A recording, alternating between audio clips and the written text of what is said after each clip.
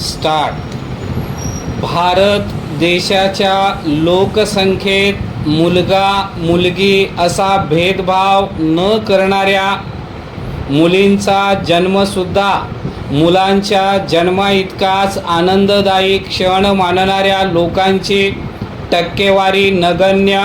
वास्तव जेव्हा समोर येते तेव्हा या समस्येची तीव्रता व भयानकता याची जाणीव होते.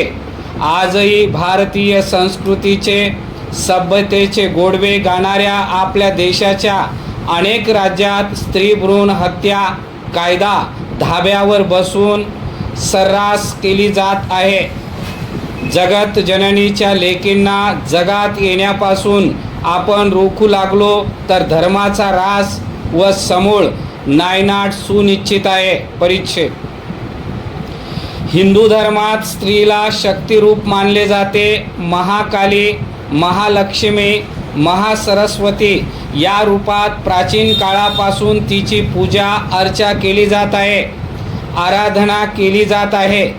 ग्रामदैवतांमध्ये, कुलदैवतांमध्ये मळाई, जुगाई, यमाई, पावनाई, नवलाई, रामवरदायिनी, काळकाई, अंबाई, मोंबाई, प्रभादेवी अशा देवताच अधिक मातेच्या रूपात त्यांची भक्ती आजही उत्सवी स्वरूपात केली जाते.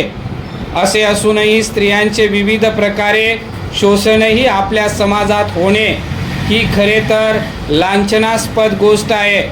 महात्मा ज्योतिबा फुले, सावित्रीबाई फुले, महर्षी कर्वे यांच्यासारखी द्रष्टी माणसे जर या महाराष्ट्रात जन्माला आली नसती, राजा राममोहन राय यांच्यासारखा समाजसुधारक देशाला लाभला नसता, तर आजही स्त्रीचे अमानुष शोषण चालूच राहिले असते. आजही तिला पती निधनानंतर सतीच्या रूपात धगधगत्या चितेवर ढोल ताशा बडवीत चढवण्यात आले असते. परिच्छेद. मुलगी शिकली, प्रगती झाली असा सुविचार अनेक वाहनांवर लिहिलेला आढळतो. हे सत्यविधान आहे. मुलगी शिकली, ज्ञानी झाली, बहुश्रुत झाली तर ती आपल्या अपत्यांवर अधिक चांगले संस्कार करू शकते, त्यांनाही सुशिक्षित बनवते व त्यामुळे एक सुसंस्कारित नवीन पिढी जन्माला येते व स्त्रियांचे शोषण, स्त्रीभ्रूण हत्या यासारख्या बुरसटलेल्या प्रथांना ती पिढी प्रखर विरोध करते. स्त्रीभ्रूण हत्येच्या भयानक परिणामांची कल्पना सुसंस्कृत व सुशिक्षित पिढीलाच असते. मुलगी आपल्या मातापित्याचा, कुळाचा, राज्याचा, राष्ट्राचा नावलौकिक वाढू शकते. ही गोष्ट अंतराळ वीरांगना स्वर्गीय कल्पना चावलापासून धावपट्टू कविता राऊतपर्यंत आणि राष्ट्रभक्त सरोजिनी नायडूपासून भारताच्या दिवंगत पंतप्रधान इंदिराजी गांधीपर्यंत देशाच्या अनेक कर्तबगार स्त्रियांनी समप्रमाण सिद्ध केले आहे. संगणक, माहिती व तंत्रज्ञान क्षेत्रात तर त्यांनी नेत्रदीपक कामगिरी केली आहे.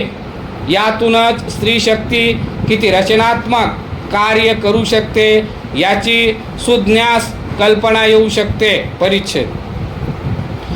या अत्यंत लाभदायक स्त्री शक्तीला विधायक व रचनात्मक पद्धतीने कार्य करण्याची संधी उपलब्ध करून देणे अवघ्या समाजाचे परम कर्तव्य आहे, जबाबदारी आहे.